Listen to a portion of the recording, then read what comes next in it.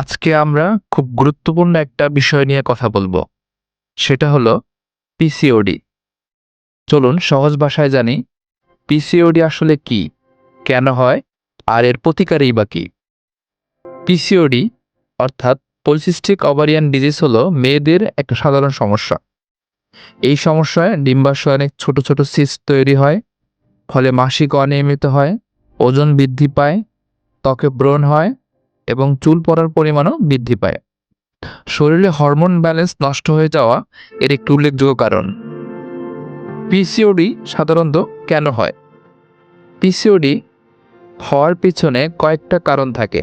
তার মধ্যে উল্লেখযোগ্য কারণগুলো হচ্ছে শরীরের পুরুষ হরমোনের পরিমাণ বেড়ে যাওয়া, ইনসুলিন রেসিস্ট্যান্স বা সুগারের প্রবণতা বৃদ্ধি পাওয়া, অতিরিক্ত ওজন, পরিবারের যদি কারো এই সমস্যা থেকে থাকে অর্থাৎ জেনেটিক্যালি এই সমস্যা হতে পারে।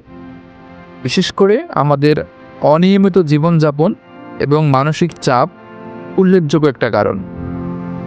ভয়ের কিছু নেই, সঠিক জীবনযাপনেই এই সমস্যা নিয়ন্ত্রণ করা সম্ভব।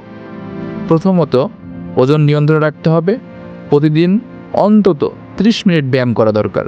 খাদ্যাভ্যাস ঠিক করতে হবে, বেশি করে শাকসবজি, ফলমূল, কম চিনি, কম কার্বোহাইড্রেট খাবার খেতে হবে। প্রয়োজনে চিকিৎসকের পরামর্শ নিয়ে ওষুধ খেতে হবে। স্ট্রেস কমাতে হবে, মনকে শান্ত রাখতে হবে। সর্বশেষ কথা, নিয়মিত স্বাস্থ্য পরীক্ষা করালে আগে থেকেই এই সমস্যা চিহ্নিত করা সম্ভব।